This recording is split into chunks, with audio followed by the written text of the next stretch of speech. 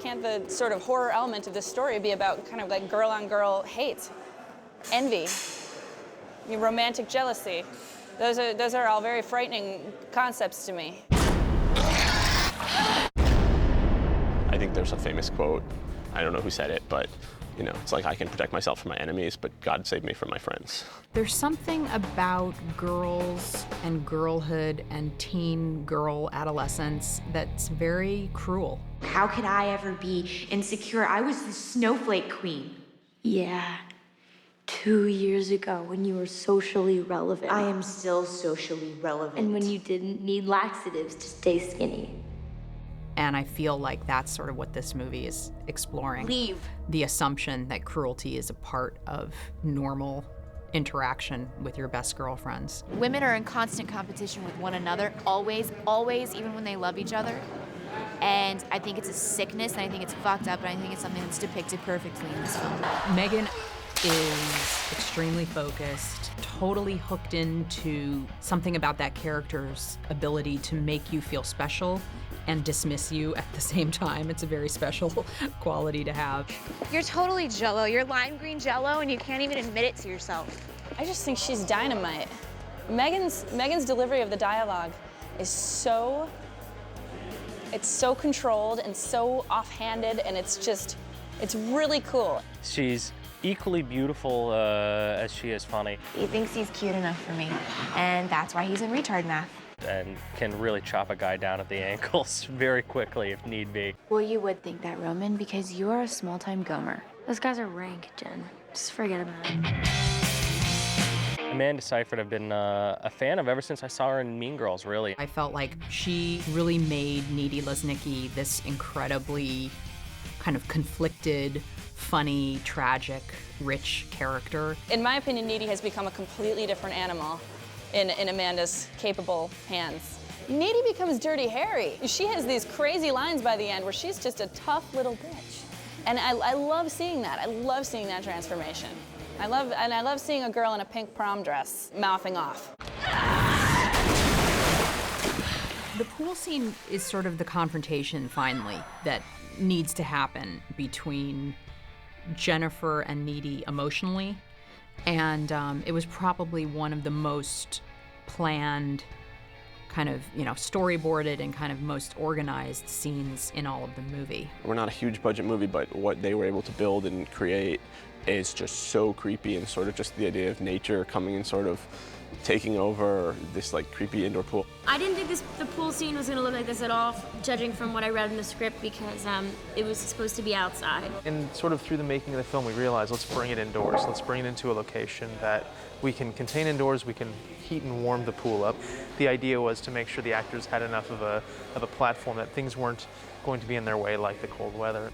So we need to move this sequence indoors, which was a huge change from how it had been originally storyboarded. In the midst of trying to find indoor locations, we came across literally someone's home pool that was an indoor pool that literally had like a whole world of vines crawling inside of it. And so this became the inspiration behind this room. The designer, Arv, just came up with a concept that made that pool so creepy, even though it was indoors. This room was a blank white canvas when we walked in. Literally, the tile was sparkling clean white. The pool was empty, and he gets to come in and dress this to be, this became the biggest set piece of the whole movie now. What I realized was that by being indoors, we actually had the opportunity to always have our characters against really interesting textures, beautiful tile, beautiful murals. It's meant to be a decrepit space, and it is, but it's also got something very magical about it. Johnny helped paint the walls as well. There's huge murals on the walls. That starfish? No, I painted that starfish. Can you get that starfish? I worked like 3 hours on that. I get to make out with Johnny Simmons, and I was literally like eating his face, and it was really fun. He is a good kisser. Look, it's John. I was just talking about what a good kisser you are. Yeah, I kind of am a good kisser. I'm not gonna lie. He's a really good kisser, and he's Kinda look know at his drumming skills. Check this out.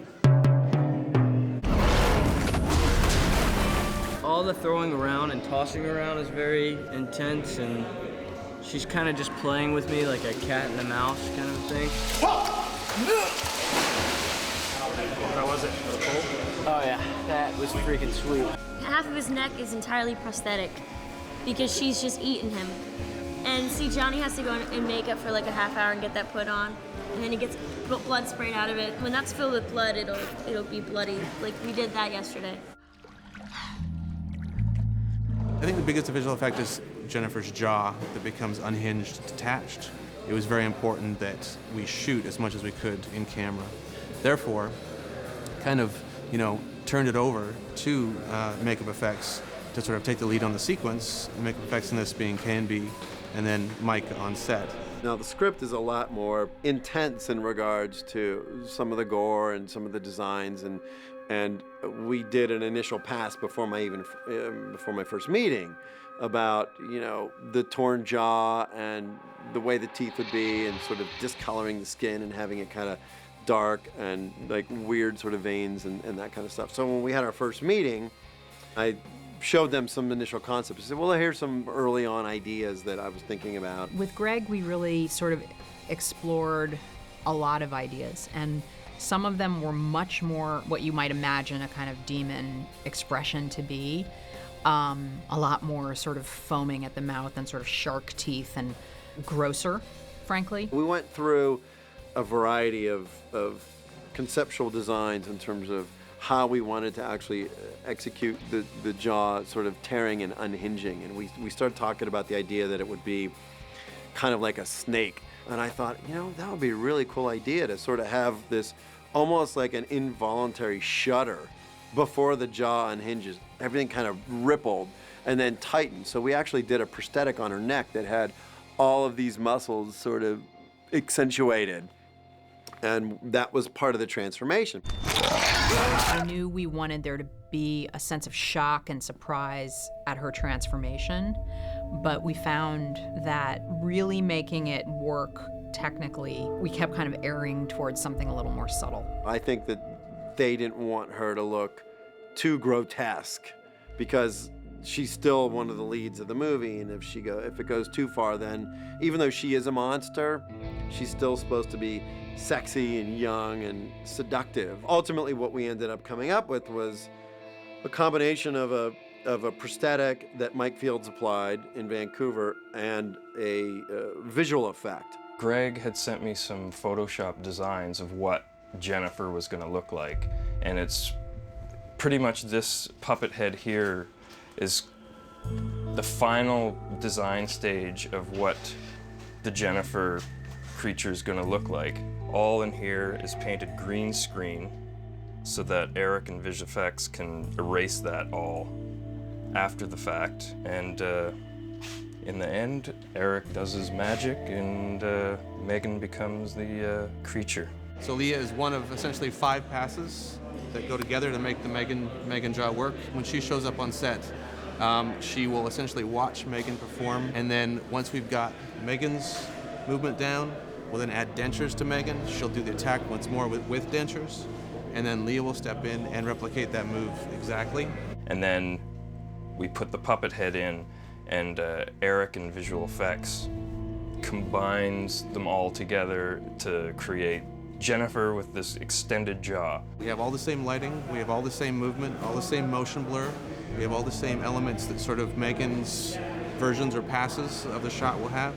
So it's a really, really successful sort of marriage and blending of techniques that I think that worked so well. Right now they're working on a gag where Jennifer's supposed to vomit all over Chip and me.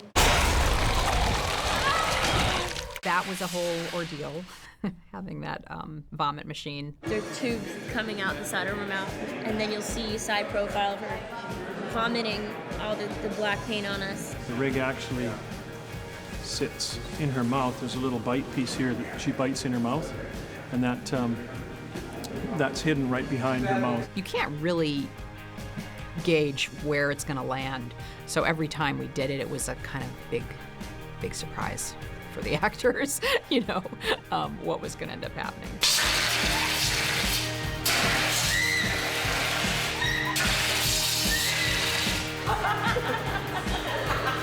I was like, where? being in the water for 3 days straight, and like for them, especially like 4 days straight, it's like not good for your pores. I love it, but it was kind of weird. The crazy thing is, as disgusting as this water looks, it's totally healthy, totally clean.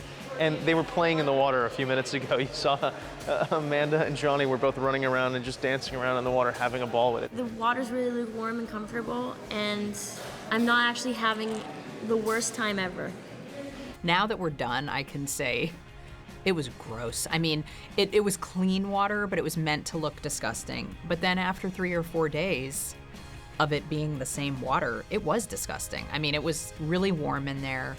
There was a lot of live vegetation in there. It started to smell.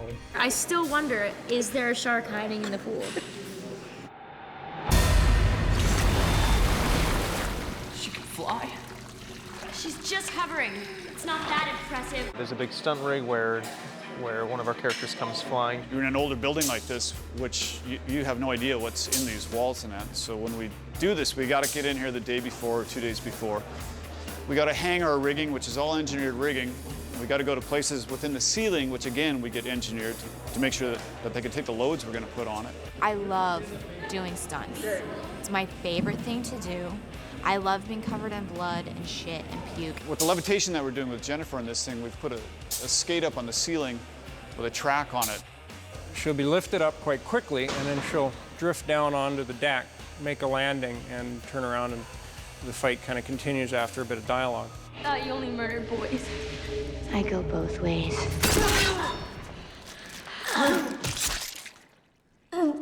Will I get impaled with a pool skimmer at one point? We've got a pool skewer that goes through her. Doesn't kill her, she's a demon. When Jennifer is impaled, we had a couple of cool sort of collapsing trick props that helped kind of give the sense of real movement.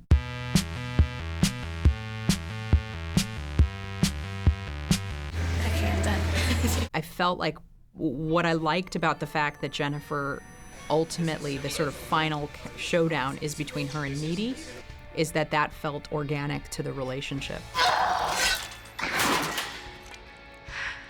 They've really outgrown each other. They really don't have anything in common anymore. And yet the two of them, their friendship has endured. And they're kind of at a crossroads in life. At some point in the process, I realized that every type of boy gets it in this film. You know, the jock gets it, the goth kid gets it, the sweet nerd gets it, and this may be Diablo's revenge on every type of boy she's ever met. I think she's like the sexy, powerful Japanime, just manga goddess. I just love human beings. And this movie is about wanting every human being in the world to live in my stomach and be digested.